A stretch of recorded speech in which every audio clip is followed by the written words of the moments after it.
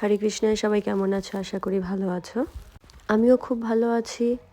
আজ দুপুরে বসে থাকতে থাকতে খুব ইচ্ছে করলো কোনো কিছু টক মাখা খাবো, তাই চট করে কুল মাখা শুরু করলাম। যদিও একটু কাঁচা কাঁচা কুল হলে বেশি টেস্ট হয়, আমার ঘরে ছিল না, আমি তাই একটু পেকে পেকে যাওয়া কুলগুলো দিয়েই মাখা করছিলাম। তাই ভাবলাম তোমাদের সাথে শেয়ার করা যাক। আর কে কে টক মাখা পছন্দ করো, কে কে টকে খুব ঝাল দিয়ে খেতে পছন্দ করো। এখন সেভাবে টক জিনিস মেখে খাওয়া হয় না বা সময় হয় না, সময় থাকলে অনেক সময় ইচ্ছে করে না। আগে খেতাম, আগে টক কুল হোক, তেঁতুল মাখা হোক, চালতা মাখা, তারপর স্টার ফ্রুট যেটা বলে, কামরাঙা মাখা, সব কিছু মাখা করে দুপুরবেলা খেতাম স্নানের আগে।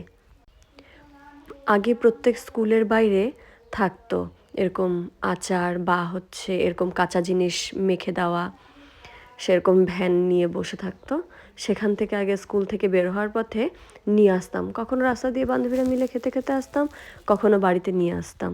খুব টেস্ট ছিল। এই কুলগুলো দেখে আমার এখনও জিভে জল চলে এসছে। দেখতে দেখতে অনেকটা মাখাই কমপ্লিট। লঙ্কা, ধনেপাতা, লবণ, সাথে একটু চিনি, তার কারণ খুব টক ছিল, একদম টক খাওয়া যায় না।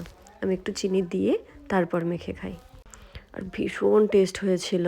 যতটুকু দেখছেন ততটুকু নয়, আরও কিছু মাখা হয়েছিল পরে, আর একটু মেখে সাইডে যতগুলো ছিল সবই মাখা হয়েছে।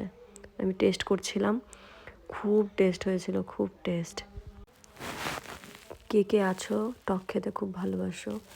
আমি মিষ্টি খেতে একদম ভালোবাসি না, টক আর ঝাল খেতে খুব ভালোবাসি। খুব ঝাল হয়েছিল, খুব খুব খুব। চলো টাটা।